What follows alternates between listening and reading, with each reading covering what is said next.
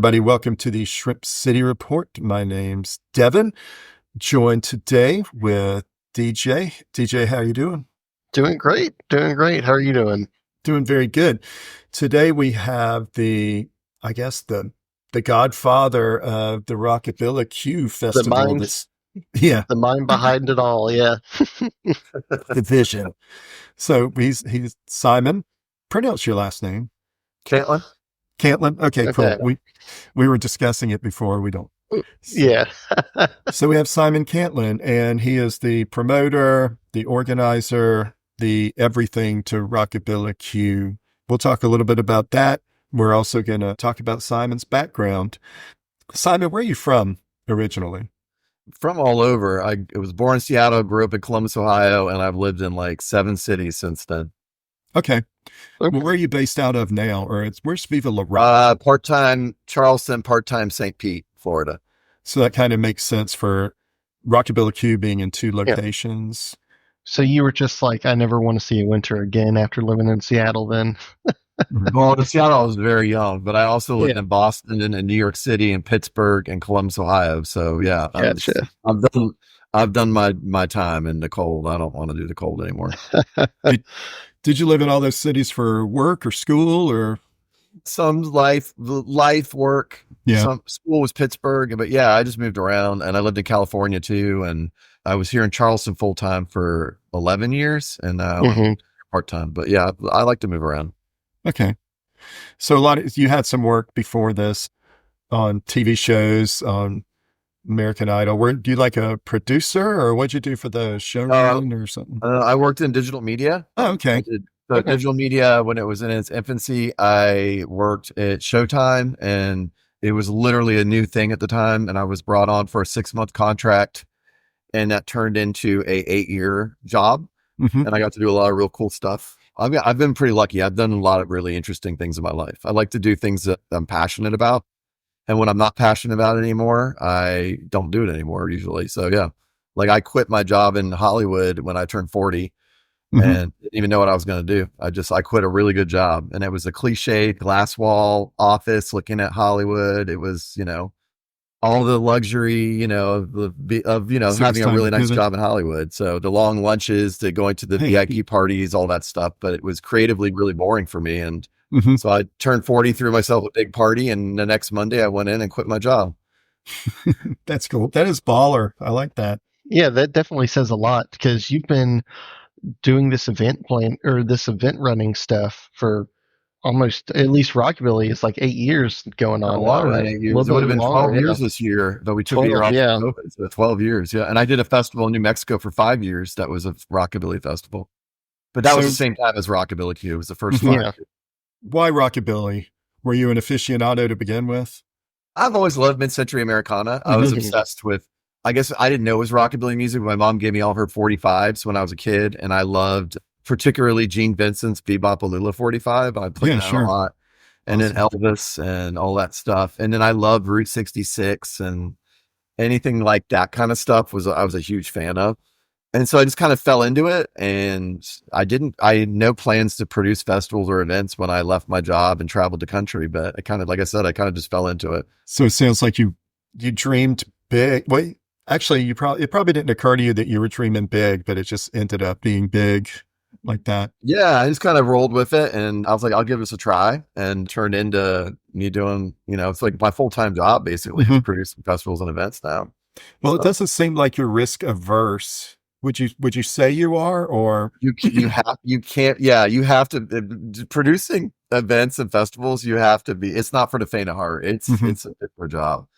Yeah. I mean, within the past like 5 years, especially, how did you deal with the whole COVID issues and stuff like that when it came to? Well, we did when COVID hit, I was like, well, I don't have a job. So we did a lot of live sessions. I think we did like 42 live sessions where we had bands play. And it was, some people watched, some people didn't. It was, it was something for bands to do. I think we had a DJ over in like Sweden do a couple DJ sets. And then the following year, it still was some issues with it. So we did it at Firefly for that year and we did a ticketed event. I still kept the ticket prices ridiculously low, but we did that to create a controlled environment. Yeah. So that people couldn't just come off the street or whatever. So yeah, but I did, like basically overnight, I was a non-essential worker. So, festivals and events were not COVID friendly. So yeah. I think I remember when y'all were at Firefly. Were you also at Holy City for that as well? Yeah, we made it into a 2-day. The car show was on Saturday and the bike show was Sunday at Holy City. And it was cool, but it was also like the 2-day festival. And I know a lot of festivals do that, but it's like you can ask, my friends around the room would also agree. Like when Saturday's done, you don't want to wake up and do the festival again. Like it's like you want to like chill out. So I have nothing but respect for these people who do like 3-4 day festivals because that's a lot. I don't know if my mind and my body can handle it. So that's interesting. From your perspective, what is it like work-wise once the ball starts rolling? Like, are you more stressed out like the few days before the event, or is it like during the event you're like, okay, now I got to make sure this is going good, or is by the time the event kicks off, are you just like, all right, I'm going to lay on a hammock and drink a beer and listen to some music? Well, no, I definitely run around during the event, but the day of doesn't stress me out as much because it's like the ball's rolling and we've been doing this now. This will be 11 years. The day of, unless there's things that happen, but I can handle that. It's juggling deadlines and social media posts. Like we're a very, very small team. And, a lot of these festivals are a lot bigger endeavors and they're ticketed and they're bringing in, millions of dollars and all that. And I'm really a big proponent of free or cheap for events, I think. And I know that affects me adversely in some ways, but I really like that people can come to my events and enjoy them and not feel like their wallet's getting opened up and, just like all their cash is getting thrown out into the wind. And so I really try whenever I can to if I do ticket it, I keep it low. But I really, really like to do free events. So. Yeah. Well, the sponsorships, you seem to have quite a few, and I guess that floats a lot the cost, the festival. Do you have a lot of recurring sponsors? Have you nurtured, good relations with a lot of them that just keep coming back? Oh, yeah, for sure. I mean, we like Parks Auto Parts, I think, has been sponsoring it for 10 years now. And Southern Roots, Smokehouse, and Common House Ale Works. I mean, there's some that have been on board for years. There's some that didn't. That were like Riders Law Group sponsored for years, and then they kind of went a different direction and they're back on board this year. Like there's certain ones. So yeah, we grow. Like Parks Auto Parts, I don't even remember. They came on board as a small sponsor initially, I'm sure. And now they're the title sponsor. Oh, yeah. Wow, I didn't know that. Yeah, and there's like Monster Music doesn't sponsor anything but my event. Like that's cool. I probably have 5 or 6 sponsors that do not sponsor anything else. Like, and they look forward to it every year. Their staff looks forward to it. Like it's become like this, big reunion of people. Yeah, I can see how Parks would be on that because the custom culture and all the bikes and everything and they've cars. Also become, they've become good friends as well. So it's not just like, it really is like you kind of build a festival family. So yeah, a lot of people don't think about the logistics involved in the festival. I mean, who orders the portalettes that we will be using Saturday? I pretty much order everything. So I do. It's gotten better. It's definitely gotten better. I have a really good team. Summer, who's my festival coordinator, has worked with me for years, and she's great about bringing volunteers on and all that. But yeah, I'm a very hands-on person. So I book the trash. I book the porta-johns. I put together the program guide. I book the bands. I bring on the sponsors. I, schedule everything. Anything, designed a poster with the designer. Like I'm very, very hands-on. So. Okay. Yeah. Cause we've been interviewing multiple bands this week, and I was wondering if you had like input like into the actual bands that are put on stage or that have performance gigs during this. The music is actually my favorite part of it. And I put a lot of blood, sweat, and tears into the music. If I wouldn't play it in my car, I probably will not have them play my festival. And it's really hard sometimes because there's certain bands that hit me up and I'm just like, it's just not a good fit. Like I just I'm not vibing with it. Now, if there are, every once in a while, if people really love a band and I'm not a big fan, I'll book them. But yeah, but yeah, I really, really curate it. It's super important to me. Even the car show and stuff, I curate that too. I go to car shows, I flyer, I pick cars I like at the shows. And some of those people have been literally coming since the beginning. Wow. That, I handed them a flyer. They remember me handing them a flyer. And then, and then they see me flyering to car shows. And like I said, I'm hands on. I'm still flyering car shows 11 years out. So yeah, that kind of dedication is admirable, especially you said your crew was small. I mean, really, how small is it? How many folks do you have working behind you? I mean, I have friends people that have been connected to become friends. Like I have friends helping me with shirts right now. They're not really, I mean, they're part of the team, but they're not like, but actually, yeah, one of them runs my car show, Sarah Honeycutt with Pinups and Pumps. She runs the car show. She's also the host of the Florida Festival and Miss Rockabillique 2023 and Florida 2022. Joe McKay, who's Millie Rose Mitchell, she's here also helping. Like people, because we kind of, our community grows and we kind of we literally become family. So, and it makes like I'm working on my computer and they're over here helping me with shirts, and it like makes me so happy that they're here. We only see each other a couple times a year, but we see each other a couple times a year, and and it's just great. We all come together and we help each other. And Sarah has a show called Still Runs in North Carolina, and I've started helping her with that and going to that, and like we all like we're a community, we're a family, we're not just a community. So yeah, it sounds like Christmas Eve there, everybody wrapping presents, or the Christmas Eve. You get a shirt and you get a shirt. Yeah. The festival's not too big that it's not fun to get around in somehow, and it's the way it's spaced, the way you have set up the cars every year. It's still easy to get around, see everything, seeing the bands, the way that y'all set up with that. Who decides where the stages go? And also, how do you hire out your sound? Well, Clay Stuckey does all my sound. He's been doing my sound for years. Stuckey Sound.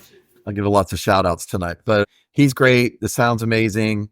I basically visualize things and then make it happen, but people bring me ideas all the time. And if I think it's a cool idea, I will totally do it. Like summer, my festival coordinator brought me the idea of doing a pinup lounge and getting a local business to sponsor it and having like the backspace of that business. So Sissy Bar, which is a new restaurant bar in Port Circle, we're doing a pinup lounge there this year. Oh, cool. And it's just a space for all the pinups to get together and they can do their makeup and chat and, and hang out and have their own little environment. So they're not out in the street, just standing by the stage. And I think that's a great addition. And, that she brought that and she brought on the sponsor for it. And I think it's great. I mean, it's like I said, it's a nice place for them to be able to sit down and chill and hang out and get to know each other, because the pinup community is like a family too. And some of the ladies have been competing since the beginning, like literally since the first pinup contest. So do you have I guess, are there any limitations like you're facing or anything like you have like an end goal in mind with 5 or 10 years from now? That's a long way off. I don't know. Bring Rockabilly to Europe. Oh, no. I guess where are you going to stop? Amsterdam. Yeah. Denmark.